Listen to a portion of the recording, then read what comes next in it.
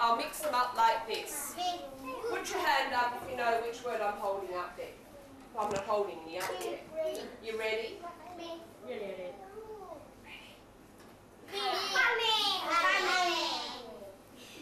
Okay, starts with K, doesn't it? Coming. And if we look at the book, that's what it says. Big rain coming. That's right. Well done. What about this one? Yeah, okay. What's this one? Okay. Now, how do we know this is rain though? How do we know this word says rain? Can you tell me what it starts with? Well done. Okay, so we're just going to look at that word for now. And I'll leave a space for it. You okay? What's the matter? All right?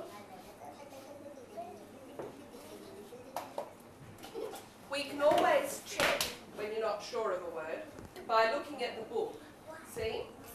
It's got big rain coming and it starts with an R, just like that one. Now, I'm going to do something very tricky this time. You watching? I'm going to cut the first letter off. You watching?